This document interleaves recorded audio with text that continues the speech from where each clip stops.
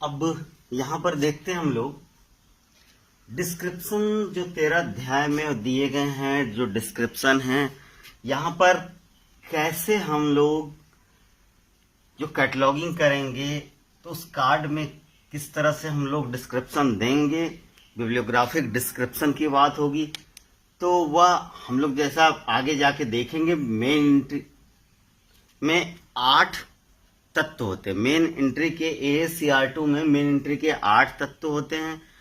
और फिर जो एडेड एंट्री, तो कितने एंट्री होते हैं, और हेडिंग कैसे लिया जाता है, इस चीज पे हम लोग देखते हैं।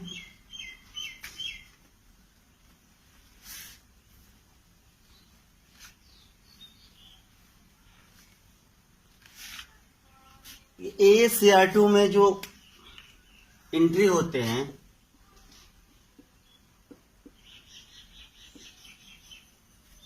ASCR2 में जो मेन पहला एंट्री होता है, मुख्य रूप से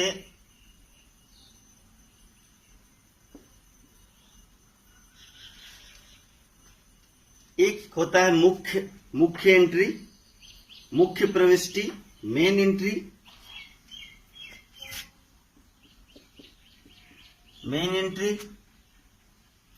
दूसरा होता है एडेड एंट्री। ASCR2 में 2 मुख्य प्रविष्टि होते हैं, मेन एंट्री और दूसरा होता है एडेड एंट्री।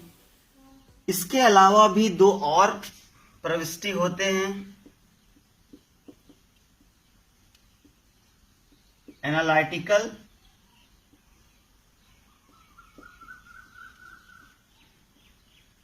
रेफरेंस। 2 अन्य एंट्री होते हैं, एनालिटिकल एंट्री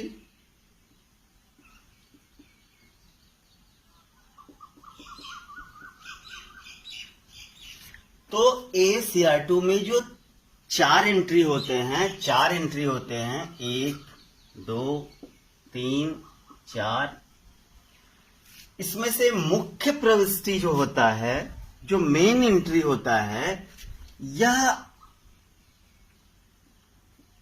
किसी पुस्तक के विषय में सभी महत्वपूर्ण विवरण प्रदान करता है।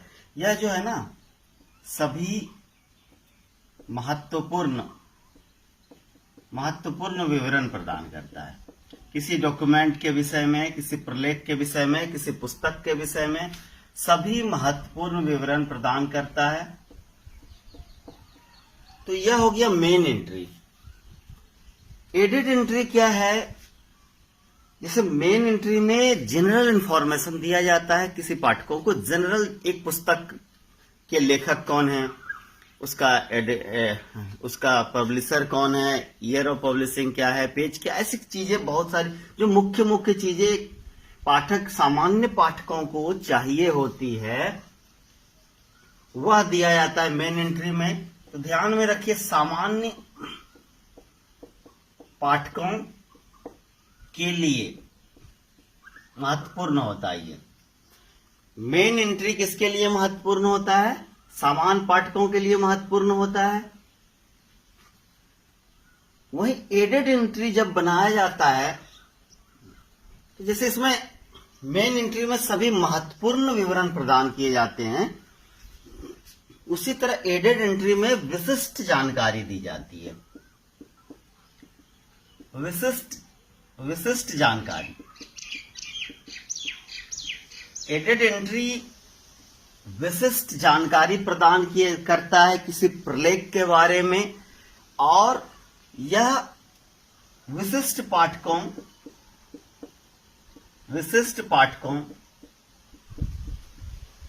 को संतुष्ट करता है।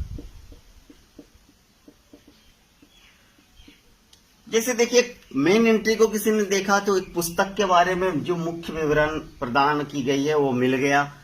अब किसी को स्पेशल किसी ऑथर की ही जानकारी चाहिए, किसी को किसी स्पेशल टॉपिक जो उसको कोई रिसर्च कर रहा है किसी चीज पे, उसी टॉपिक की, उसे विषय से संबंधित जानकारी चाहिए। किसी को किसी खास सीरीज की या ट्रांसलेटर की इस तरह की कोई स्पेसिफिक जानकारी अगर चाहिए तो उसके लिए एडेड एंट्री का प्रयोग किया जाता है। और एनालिटिकल और रेफरेंस एंट्री जो होता है इसका विशिष्ट स्थिति में प्रयोग किया जाता है जब किसी का एनालिटिकल एंट्री बनाना है, किसी पुस्तक का रेफरेंस दर्शाना है।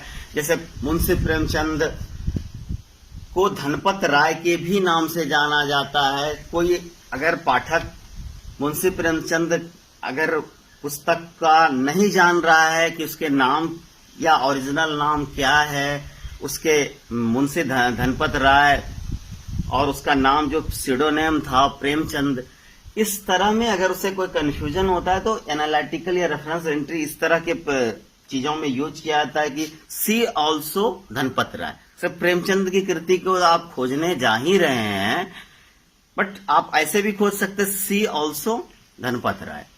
तो इस तरह में क्या हो जाता है कि रेफरेंस हम प्रदान करते हैं। तो दो मुख्य जो एंट्री होता है जो कैटलॉगिंग में, वो मेन एंट्री और एडेड एंट्री होता है। अब मेन एंट्री और एडेड एंट्री में मेन एंट्री पहले हम बनाते हैं। तो मेन एंट्री के AACR2 में मेन एंट्री के 8 तत्व होते हैं। AACR2 में मेन एंट्री के कितने तत्व होते हैं? 8 तत्व होते हैं। और जब हम एडेड एंट्री का निर्माण करते हैं तो प्रत्येक कार्ड जो मेन एंट्री होता है हूबहू उसकी दूसरी प्रति तैयार की जाती है। सेम इंफॉर्मेशन फिर से एक बार लिखा जाता है और उसके ऊपर फिर से एडेड एंट्री का जो मुख्य चीजें बातें उसमें लिखी जाता है। तो चूंकि एक ही इंफॉर्मेशन को फिर से लिखा जाता है, एक कार्ड में एक बार इंफॉर्मेशन लिखा जाता है, पूर्ण लिखा जाता है, तो इस जो सिस्टम का हम लोग प्रयोग करते हैं, इस सिस्टम का नाम होता है unit card system. Unit card system, unit card system, unit card system यह AACR2 में उपयोग किया जाता है। यूनिट कार्ड सिस्टम का जब हम लोग कोई मेन एंट्री बनाते हैं, उसके बाद जब हम लोग एडेड एंट्री बनाते हैं तो एडेड एंट्री के संदर्भ में उसके आधार पर हम लोग ट्रेसिंग करते हैं। मेन एंट्री में ट्रेसिंग के लिए AACR2 और CCC में अलग अलग जगह होता है। तो AACR2 को हम लोग देख रहे हैं तो वहां पर ट्रेसिंग जो किया जाता है मेन एंट्री के सबसे नीचे किया जाता है। मेन एंट्री के सबसे नीचे, कार्ड के सबसे नीचे किया जाता है ट्रेसिंग। ट्रेसिंग का प्रयोग, जैसे मेन एंट्री का प्रयोग किसके लिए हुआ? सामान्य पाठकों के लिए। एडेड एंट्री का प्रयोग किसके लिए है? ये जो बनाया जाता है वो किसके लिए? विशिष्ट पाठकों के विशिष्ट अभिरुचि को संतुष्ट करने के लिए। वही ट्रेसिंग का जो निर्माण किया जाता है, जो ट्रेसिंग कार्य किया जाता है, वो किस लिए किया जाता है? कर्मचारियों के लिए।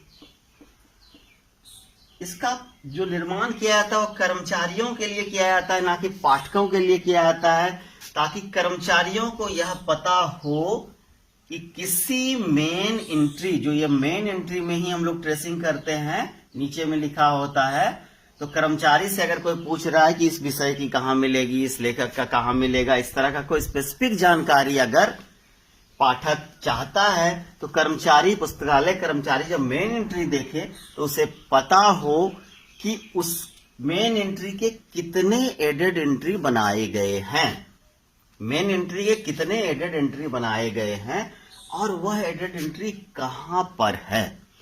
तो यह महत्वपूर्ण होता है। मेन एंट्री सामान्य पाठकों के लिए, एडेड एंट्री विशिष्ट पाठकों के लिए। ट्रेसिंग कार्य जो किया जाता है वो कर्मचारियों की सुविधा के लिए किया जाता है, ताकि प्रत्येक कर्मचारियों को यह पता हो कि किसी मेन एंट्री के कितने एडेड एंट्री बनाए गए हैं और वह कहां कहां व्यवस्थित है।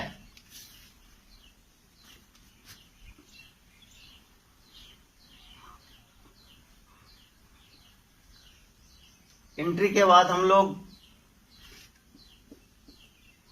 हेडिंग के बारे में देखते हैं कि किस तरह से हेडिंग को हम लोग कार्य को जब आगे हम लोग प्रैक्टिकल में देखते हैं या देखेंगे तो प्रैक्टिकल करते वक्त आपको किन किन बातों का ध्यान में रखा जाता है, किस तरह के प्रकृति के डॉक्यूमेंट के लिए क्या क्या किस तरह का कैटलॉगिंग किया जाना चाहिए। देखिए, दो तरह के हेडिंग का मुख्य रूप से जो होता है पुस्तक का, दो तरह के होते। एक तो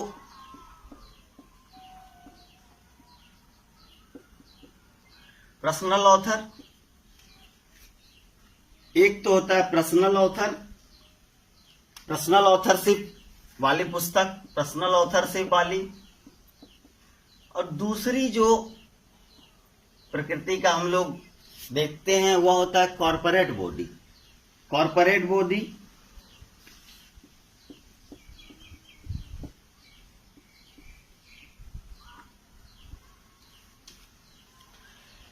हेडिंग में जैसे हम लोग क्या क्या रूल, किस तरह से हेडिंग सेक्शन जो होता है ACR2 का, जो मेन एंट्री जो हम लोग जो लाइन ऊपर में जो खींची हुई होती है वहां उसके ऊपर हम लोग हेडिंग लिखते हैं, उसको हेडिंग सेक्शन कहा जाता है। तो वह हेडिंग सेक्शन किस तरह से पर्सनल ऑथर के लिए, पर्सनल ऑथर में कई तरह के हो सकते हैं, जैसे सिंगल पर्सनल ऑथर, फिर टू, फिर उसके बाद 3, मोर देन 3,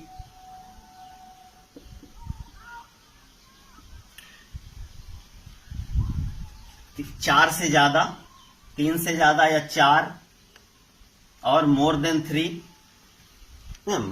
3। इस तरह से हम लोग देखते हैं कि किस तरह से सिंगल ऑथर में इस तरह भी हो सकता है। इसके बाद तो यहां पर हम लोग, इसलिए यहां पर एक तो सिंगल ऑथर का रूल जो होता है हेडिंग के लिए, वहां फर्स्ट सिंगल ऑथर में ऑथर से हेडिंग सेक्शन में हम लोग बनाते हैं। फिर जो 2 ऑथर वाले में जो फर्स्ट ऑथर होता है उससे बनाते हैं, जो 3 ऑथर वाले में भी फर्स्ट ऑथर से बनाते हैं। तीनों तक सेम है। फिर अगर 4 ऑथर है या मोर देन 3 ऑथर है, 3 से ज्यादा है, समझे, अगर 3 से ज्यादा है और 4 ऑथर है अगर, या 3 से ज्यादा कितना भी हो, 5, 6, 7, तो उसके लिए क्या प्रावधान है। 1, 2, 3, एक सिंगल ऑथर, 2 ऑथर, 3 ऑथर के लिए यहां पर हम लोग बनाते हैं ऑथर से, पहले ऑथर से। और जब मोर देन 3 अगर होगा, मोर देन 3 या 4 अगर ऑथर होगा, तो वहां पर जो हेडिंग सेक्शन में जो हेडिंग हम लोग लेते हैं, हम लोग शीर्षक के लिए जो चयन करते हैं वह टाइटल का होता है। इसके बाद कई चीजें आप इसमें देख सकते हैं पर्सनल ऑथर में, जैसे स्यूडोनिम ऑथर, मतलब एक ऑथर, जैसे प्रेमचंद का नाम धनपत राय था, उसने प्रेमचंद के नाम से लिखा। मल्टी वॉल्यूम वर्क को होगा, जैसे सीरीज किसी खास सीरीज के लिए पुस्तक लिखी गई है, वह हो सकता है। फिर इस तरह से हम लोग कॉर्पोरेट बॉडी में जब हम लोग देखते हैं तो वहां पर कोई कॉर्पोरेट बॉडी हो सकता है, कोई गवर्नमेंट पब्लिकेशन हो सकता है, कॉर्पोरेट बॉडी में गवर्नमेंट पब्लिकेशन हो सकता है, एसोसिएशन हो सकता है, कॉन्फ्रेंस हो सकता है, गवर्नमेंट पब्लिकेशन, एसोसिएशन हो सकता है, कॉन्फ्रेंस हो सकता है, कमेटी का हो सकता है।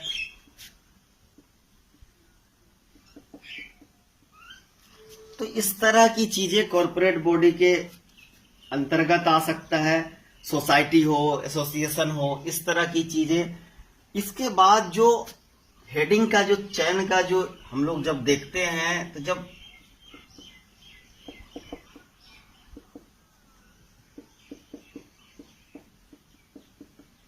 एडिटोरियल डायरेक्शन, संपादकीय कार्यों के लिए जब हम लोग देखते हैं एडिटोरियल डायरेक्शन, तो वहां पर क्या होता है, जिस तरह से 4 या मोर देन 3 ऑथर में हम लोग टाइटल से शीर्षक का निर्माण करते हैं, वहीं पर अगर किसी पुस्तक को एडिटेड किया गया है, उसका कोई ऑथर नहीं है, तो ऐसे स्थिति में एडिटोरियल डायरेक्शन में हम हमेशा शीर्षक के लिए टाइटल्स, जो हेडिंग के लिए ठीक उसी प्रकार शीर्षक का चयन करते हैं, जैसे मोर देन 3 ऑथर या 4 ऑथर वाले में हम लोग करते हैं।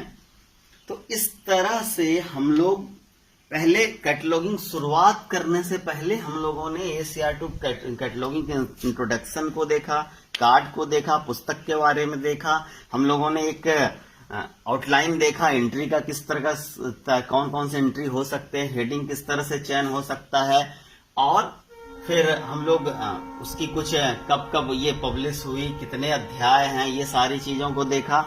अब हम लोग जब आप कैटलॉगिंग करने बैठेंगे, किसी भी जहां से शुरुआत करेंगे, जैसे सिंगल ऑथर से या 2 ऑथर से या 3 ऑथर से, तो अगर आपने यह इंट्रोडक्शन पार्ट अच्छी तरह से देखा और समझा है, तो निश्चित तौर पे आप जब पहली बार कैटलॉगिंग करने जा रहे हैं, तो उसके लिए आपका कॉन्सेप्ट क्लियर रहेगा और उसमें आपको आसानी होगी।